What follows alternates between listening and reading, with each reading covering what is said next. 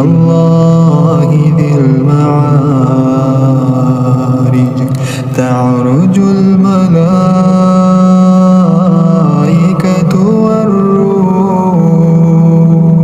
والروح إليه في يوم كان مقداره 50,000 سنة فاصبر صبرا جميلا إنهم يرونه بعيدا ونراه قريبا يوم تكون السماء كالمهل وتكون الجبال كالعهن ولا يسأل حميم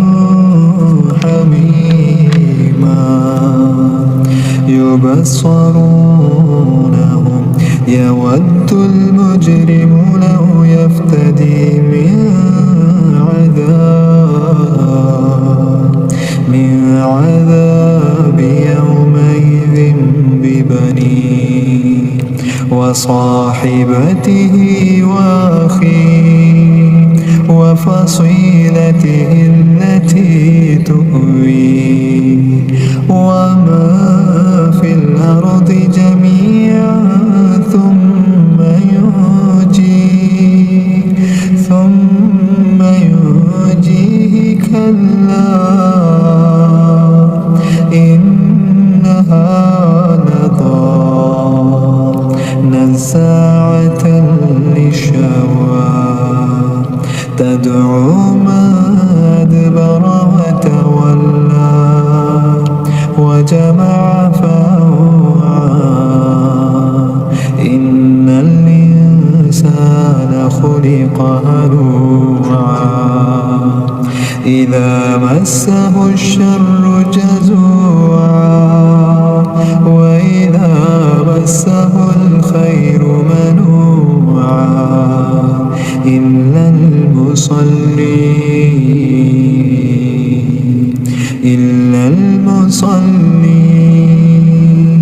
الذين هم على صلاتهم دائمون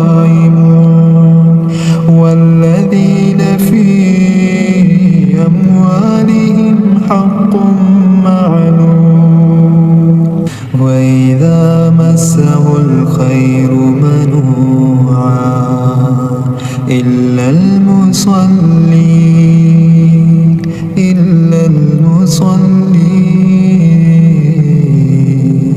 الذين هم على صلاتهم دائمون والذين في أموالهم حق معلوم للسائل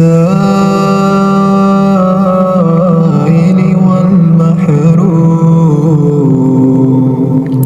والذين يصدقون بيوم الدين والذين هم من عذاب ربهم مشفقون إن عذاب ربهم غير مأمون والذين هم لفروجهم حافظون إلا على أزواجهم أو ما ملكت أيمانهم فإنهم غير ملومين فمن ابتغى وراء